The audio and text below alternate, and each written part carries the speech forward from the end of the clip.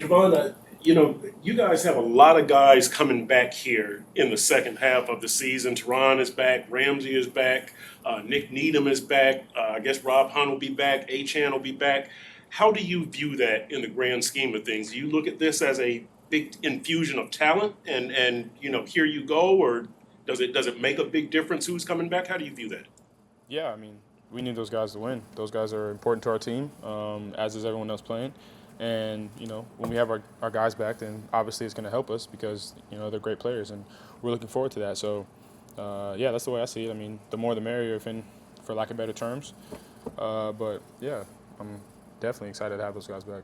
What was your travel like back? What time did you guys get home? Did you get any sleep last night? We left. We had to drive to a different airport, I think. I'm pretty sure. And then we got back around like 3 in the morning or something like that. Yeah. So similar to a night game we had away somewhere. I can't remember. Oh, the Eagles game. So we got back like early in the morning against the Eagles because we played at nighttime. So kind of similar to that. I slept on a plane like the last 4 or 5 hours. I was watching Man on Fire at first, and then I slept this morning. So I'm not too tired or anything like that. But as the day goes on, and sure as the week goes on, I'll probably realign with this time zone. Are you grateful you guys have a bye this week?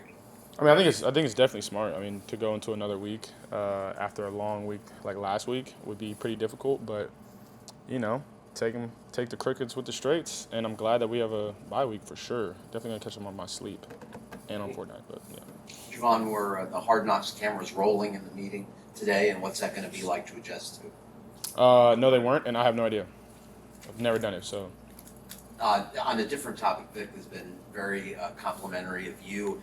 What have you learned from being around him? What have your eyes sort of opened to for being around a coach with that level of expertise and experience? I've said this, before. I'll say it again. Just more understanding of the game as a whole.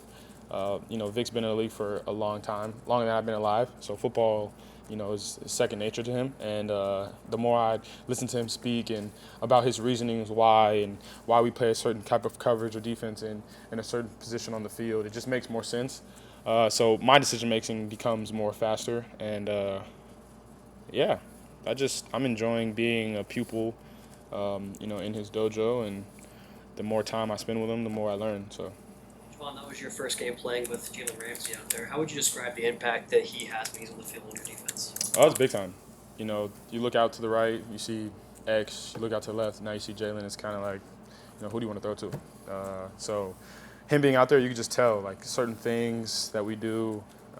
You feel his presence in the run game. In man-to-man, you don't really have to worry about him. You don't have to worry about X. So as a safety, it feels good to have two All-Pro, Pro Bowl, gold jacket guys on each side, knowing that if they throw the ball out there, it's liable to be a turnover.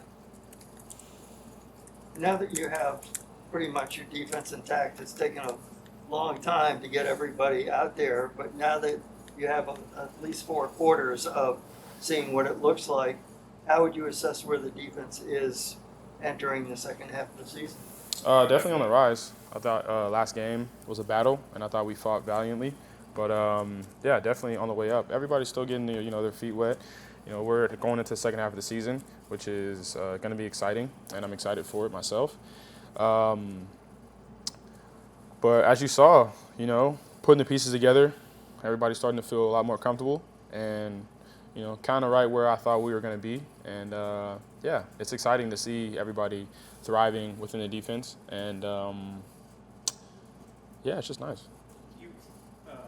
Second half of the season, the stakes become clear. Like, certainly yesterday wasn't the result you wanted, but there's still so much season left to play. In the last month, you might know home field, all these things are up for grabs. How does your mindset have to change as a team, knowing that, those will be crucial games down the stretch to get to where you want to get to?